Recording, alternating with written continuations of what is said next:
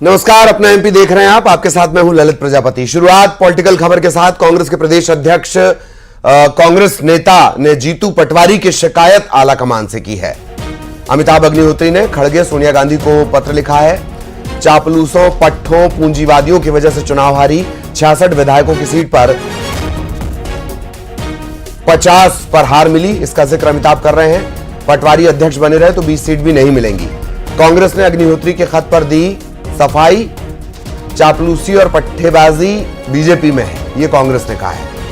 अमिताभ अग्निहोत्री ने जीतू पटवारी की शिकायत की।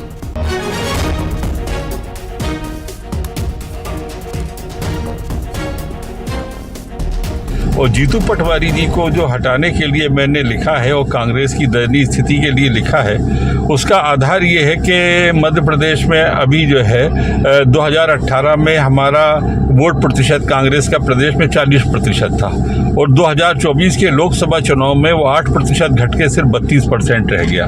तो मैंने हाईकमान को लिखा कि ये इतने कम समय में ये 8% वोट बैंक कैसे घटा, इसकी जरा जांच कीजिए। दूसरा, मैंने हाईकमान को ये लिखा कि अभी लोकसभा चुनाव में जो 29 लोकसभा चुनाव के हुए हैं चुनाव, उसमें सब सीटों में तो हार ही गए हैं और 11 सीटों में 4 लाख से अधिक मतों से कांग्रेस को पराजय मिली है।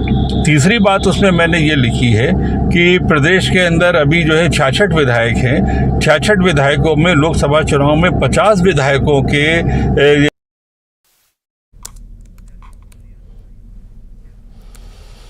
और अमिताभ अग्निहोत्री की ये तमाम बातें आपने सुनी, ये शिकायत उन्होंने की है।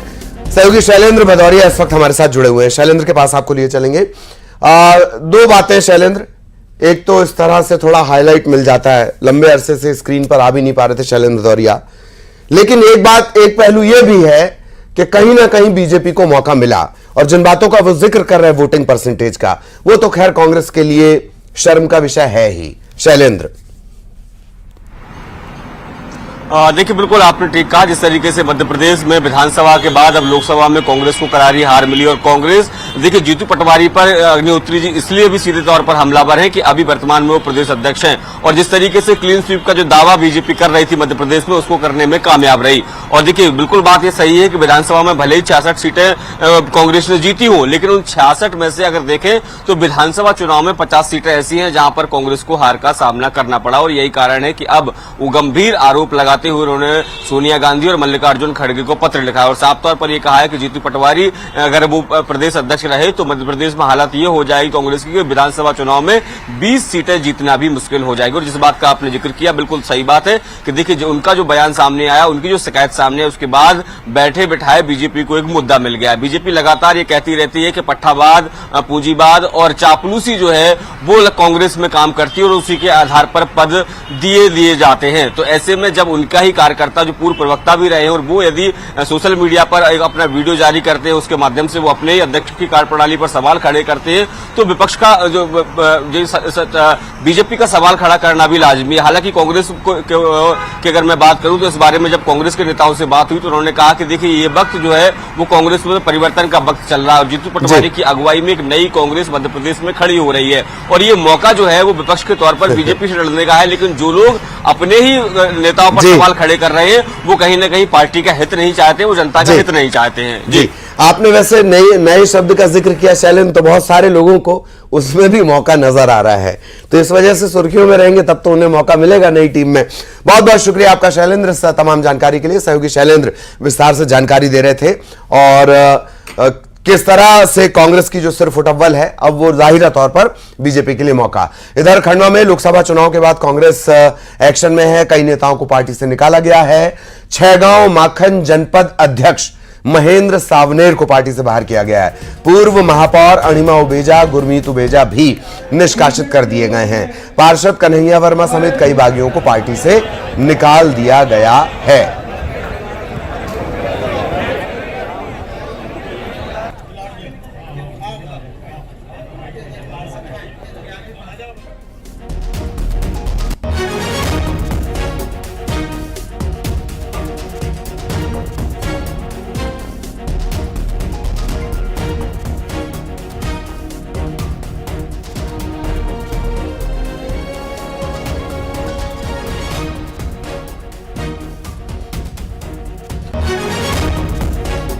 खंडवा से बड़ा अपडेट। खंडवा में लोकसभा चुनाव के बाद कांग्रेस एक्शन में है। कई नेताओं को पार्टी से निकाला गया है। छैगांव माखन जनपद अध्यक्ष महेंद्र साबनेर पार्टी से बाहर। पूर्व महापौर अणिमा उबेजा, गुरमीत उबेजा इन्हें भी निष्कासित कर दिया गया। पार्षद कन्हैया वर्मा और ऐसे कई बागी हैं या जो नाराज थे या जिन पर अवसरवाद के आरोप लगे, उन्हें अब बाहर का रास्ता दिखा दिया गया है।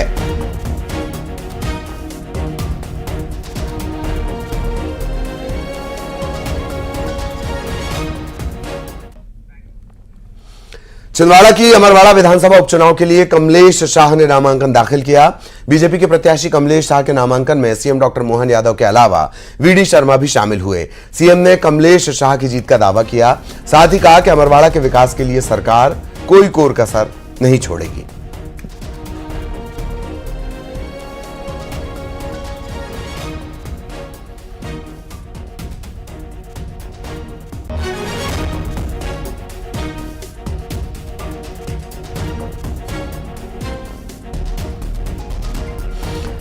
तो कमलेश शाह कांग्रेस छोड़कर बीजेपी उन्होंने ज्वाइन की, इस्तीफा उन्होंने दिया और इसी के चलते ही उपचुनाव। और अब चूंकि कांग्रेस के गढ़ के तौर पर देखा जाने वाला छिंदवाड़ा यह खत्म हो चुका है, कमलनाथ का गढ़ खत्म हो चुका है। इसी वजह से अमरवाड़ा पर सबकी निगाहें जमी हुई हैं। कमलेश शाह के खिलाफ एक मजबूत प्रत्याशी फिलहाल कांग्रेस के पास नजर नहीं आता। हालांकि 3 नामों पर मंथन चल रहा है, कब उनमें से कोई नाम फाइनल होगा। इसके अलावा एक और महत्वपूर्ण घटनाक्रम वो ये, गोंडवाना गणतंत्र पार्टी यहां पर सबसे महत्वपूर्ण की फैक्टर का रोल अदा करती है। नॉमिनेशन के फॉर्म में मेरे साथ श्रीमान सुरेश शर्मा जी, हमारे भाजपा के प्रदेश अध्यक्ष यहाँ के प्रत्याशी कमलेश शाह जी, हमारी नेत्री मोनिका भट्टी जी, यहाँ के सांसद श्री बंटू साहू जी, हम सब ने मिलकर के फॉर्म भराया और उम्मीद कर रहे हैं जिस प्रकार से हमने अपने प्रत्याशी का सबसे पहले चयन किया है और लोकसभा पहली बार ये छिंदवाड़ा 1 लाख से ऊपर आज़ादी के बाद ये मौका आया है। मैं छिंदवाड़ा की जनता का आभार भी मानता हूँ और ये उसमें बड़ी भूमिका अमरवाड़ा क्षेत्र की थी। अमरवाड़ा के सभी बंधुओं का मैं अभिनंदन भी करता हूँ और उम्मीद करता हूँ कि ये जो उपचुनाव हुआ है, कमलेश भाई हमारे साथ जुड़े हैं, इस क्षेत्र के विकास के लिए हमने कृत संकल्प किया है कि ये किसी हालत में विकास के सारे दायरों पे जो सोचेगी जनता हम पूरा। और अमरवाड़ा विधानसभा उपचुनाव को लेकर कांग्रेस और बीजेपी में जुबानी जंग तेज हो गई है। बीजेपी ने कमलेश शाह को अपना प्रत्याशी बताया, कमलेश शाह को कांग्रेस ने अपना ही प्रत्याशी बताया। बीजेपी के स्टार प्रचारकों को लेकर तंज कसा। कांग्रेस का कहना है कि बीजेपी चुनाव लड़ने की फैक्ट्री है, जनता के हितों से उसका कोई लेना देना नहीं। उधर कांग्रेस पर बीजेपी ने पलटवार किया। कमलेश शाह को लेकर बीजेपी ने कहा कि वो अब राष्ट्रवाद और विकास की पताका थाम चुके हैं।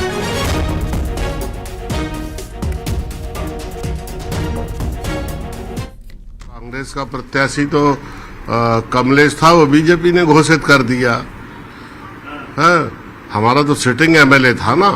आजकल में हम अपना नया प्रत्याशी घोषित करेंगे। वो कांग्रेस का ही उम्मीदवार है। अमरवाड़ा के चुनाव में दोनों उम्मीदवार कांग्रेस के ही लड़ रहे हैं, बीजेपी का उम्मीदवार है कहाँ। अरे बीजेपी तो चुनाव लड़ने की फैक्ट्री है। दिन रात चुनाव लड़ो, हारो जीतो, इसके अलावा कोई जनता के काम से उन्हें लेना ही देना नहीं है। देखिए, कांग्रेस का ऐसे दम्भ कहें या रस्सी जल गई पर बल नहीं गया कहें। पहले भी 2020 के उपचुनाव में कांग्रेस इसी मानसिकता से उतरी थी और 2/3 सीटों से मध्य प्रदेश की जनता ने कांग्रेस को उनकी हैसियत बताई थी। अमरवाड़ा की जनता राष्ट्रवाद और विकासवाद के साथ जाएगी। अब कमलेश शाह कांग्रेस के नहीं, भारतीय जनता पार्टी की विचारधारा का पताका थामे हुए हमारे प्रत्याशी हैं और ये मोहर भाजपा पर लगेगी, कमल पर लगेगी। मुरैना में स्कूल वैन और कार की टक्कर हो गई है। हादसे में 12 से ज्यादा बच्चे घायल हैं। कार का ड्राइवर बुरी तरह जख्मी हो गया है। ग्रामीणों ने सभी को अस्पताल में भर्ती करवाया है। नेशनल हाईवे 552 पर यह हादसा हुआ है। हादसे की खबर मुरैना में स्कूल वैन और कार की टक्कर और इसमें 12 से ज्यादा बच्चे घायल हो गए हैं। कार का ड्राइवर बुरी तरह घायल है। ग्रामीणों ने इन सभी को अस्पताल में भर्ती करवा दिया है। नेशनल हाईवे 552 पर यह हादसा हुआ।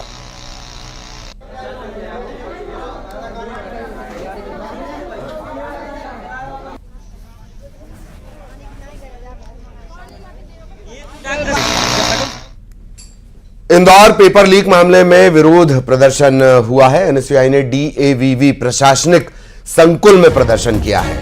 पुलिस ने छात्रों को खदेड़ दिया है। छात्रों ने कुलगुरु के इस्तीफे की मांग की है। एनएसयूआई का प्रदर्शन पेपर लीक मामले में, इंदौर पेपर लीक मामले में यह पूरा विरोध प्रदर्शन किया गया एनएसयूआई के तरफ से।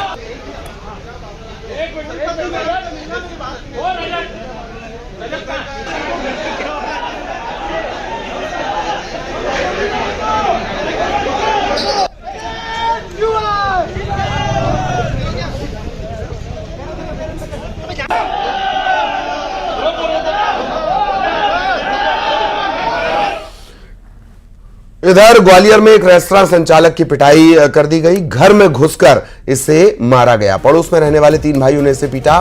लाठी, डंडे, हथौड़े से इसकी पिटाई की गई है। अब इस मारपीट का एक सीसीटीवी फुटेज भी सामने आया है। इसमें नजर आता है कि कैसे ये भाई संचालक के साथ मारपीट कर रहे हैं। तीनों पड़ोस में रहने वाले हैं। सीसीटीवी फुटेज इसका सामने आया है। घर में घुसकर रेस्तरां संचालक की पिटाई।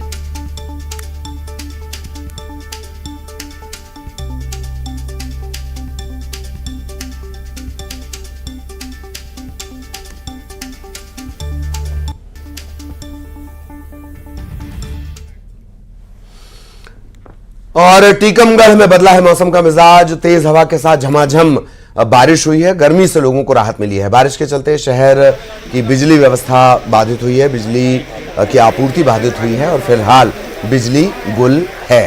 तेज हवा के साथ टीकमगढ़ में झमाझम बारिश।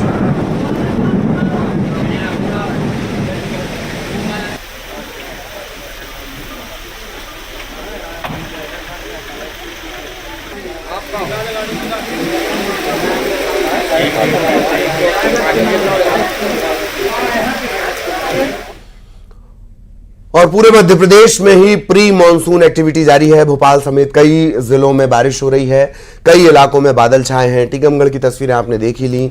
कुछ जिलों में हालांकि अभी भी प्रचंड गर्मी पड़ रही है। मॉनसून सक्रिय होने में 3 से 4 दिन लगेंगे, मौसम विभाग का ये कहना है। और कुछ जगहों पर बारिश का सिलसिला शुरू हो गया है। कई इलाके ऐसे हैं, भोपाल समेत कई जिले ऐसे हैं जहां बादल छाए हुए हैं।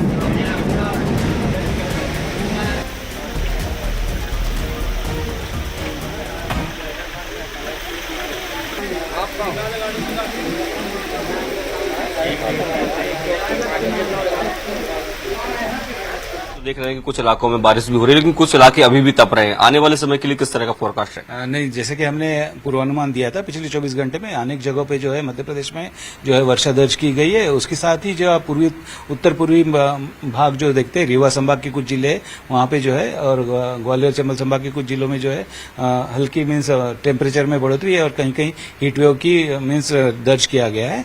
इसी के साथ ही मीन्स आने वाले 24 घंटे के चलते जो है आप मीन्स यहाँ पे सैटेलाइट पिक्चर की तरफ देख सकते हैं, वहां पे एक पश्चिमी विक्षोभ ऊपर में 67 डिग्री बना हुआ है। उसके साथ ही जो है सौराष्ट्र में आप देख सकते हैं एक साइक्लोनिक सर्कुलेशन बना हुआ है और एक नॉर्थ साउथ स्ट्रफ भी बना हुआ है जो कि गुजरात से होते हुए महाराष्ट्र तक जाता है। इन सब के चलते जो है नमी जो है अरेबियन सी से जो है अपनी आ रही है और उसके चलते पूरे मध्य प्रदेश में आप देख सकते हैं कि आने वाले 24 घंटे में अनेक जगहों पे जो है आंशिक बादल मीन्स बादल भी छाए रहेंगे और गरज चमक के साथ बौछारें भी होंगी। और उसके लिए आप यहाँ पे सैटेलाइट पिक्चर में देख सकते हैं रेड कलर के जो क्लाउड्स बता रहे हैं कि ये गरज चमक वाले बादल भी यहाँ पे छाए हुए हैं। और हमने उसके लिए एक हमारा मीन्स जो आने वाले 24 घंटे का पूर्वानुमान यहाँ पे हमने दिया है मैप द्वारा। आप देख सकते हैं ऊपर में रेनफॉल का डिस्ट्रीब्यूशन दिया है। ब्लू कलर का जो है एरिया वो बताता है कि अनेक जगहों पे वहाँ पे मीन्स वर्षा होने की संभावना है।